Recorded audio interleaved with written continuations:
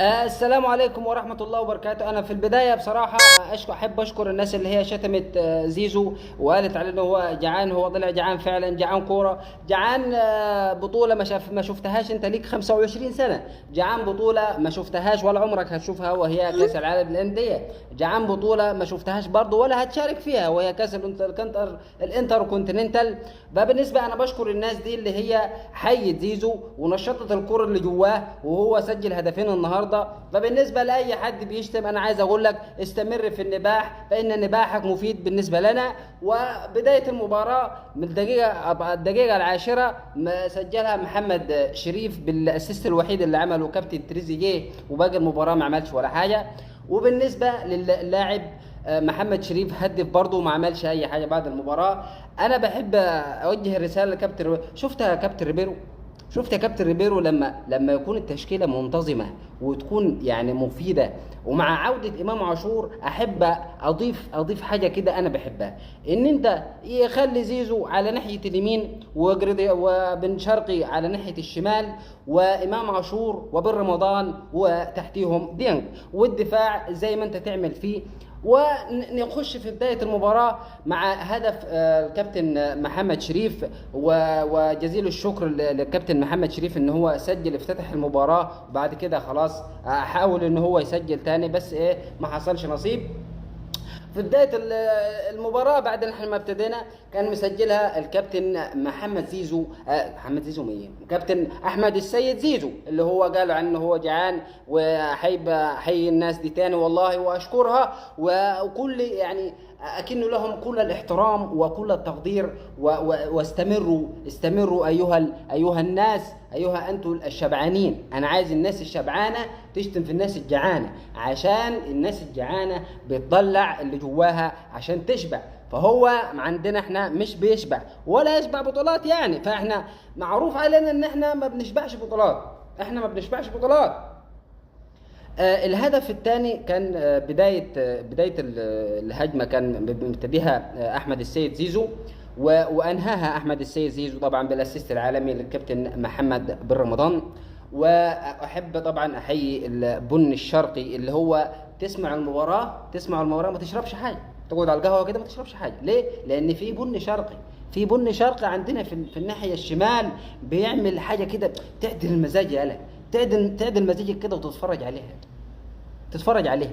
وكريم فؤاد كان مساعده، وكان مباراة حلوة كده وانا مستمتع بيها. انا اول ما شفت التشكيلة قلت اهو كده اظبط بقى واثبت على دي. انا عايزك تثبت على التشكيله الروعه دي. ليه؟ تشكيله رونق كده، رونق كده، وتفرح وتتبسط، وكلنا هننبسط ونشوف الموضوع ده لما الموضوع يكبر كده ونفرح ونشوف كل مباراه. بس اي نعم التهنيج ابتدى، فهو غير تغييرات المطلوبه. واحب يعني مع الهدف الثالث برضو الكابتن احمد سيد زيزو اللي هو رد على الناس اللي الشبعانه والناس اللي هي يعني مكتفيه من الفلوس واللي شتمت والكلام ده. ما علينا، سيبهم اركنهم على جنب، لان هم كانوا بيتفرجوا على المباراه عشان يضحكوا، فاحنا اضحكناهم وضحكنا عليهم بالمباراه. وفاز النادي الاهلي 4-1 على ادويه فاركو، وفشلت كل المسكنات وكل المضاد الحيويات على انها تحيي فاركو من ثاني. والهدف الثالث طبعا باسيست كبير، باسيست العالمي مصطفى شوبير، ان هو قال لك لا، على جثتي تطلع كورنر، على جثتي تطلع ركنيه، ما تطلعش ركنيه، لا انا اصدها وهو يسجلها. انما يعني ركنيه تطلع ركنيه، ما ينفعش تطلع ركنيه. والله استنى عشان امسح العرق، ما ينفعش يطلع ركنيه. راح مشايلها من كده من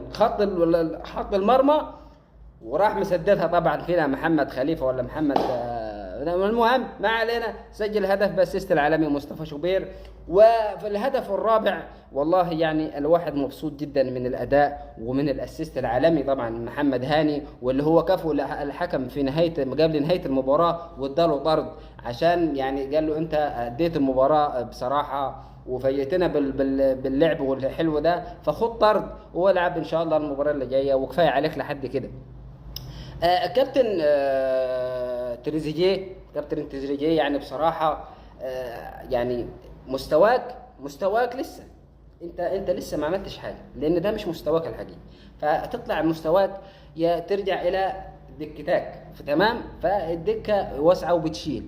فيعني انا بنصحك يعني كابتن تريزيجيه، انا بحب اللعيبه الانديه كلها، والله بحب لعبه النادي الاهلي كلها بلا استثناء.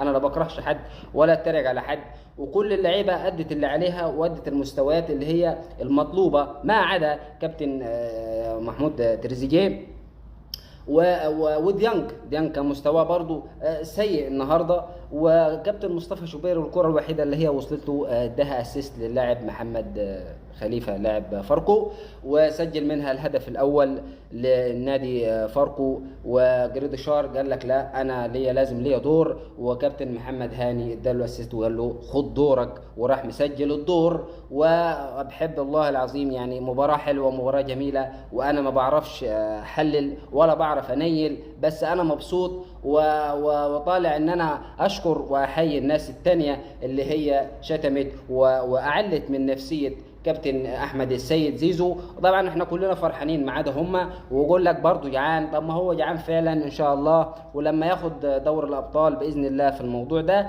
هيشبع وهتقولوا عليه طبعا، يعني خلاص انتوا اللي هتطلعوا جعانين مش هو. وشكرا لكم، وان شاء الله نتقابل في المباراه اللي جايه.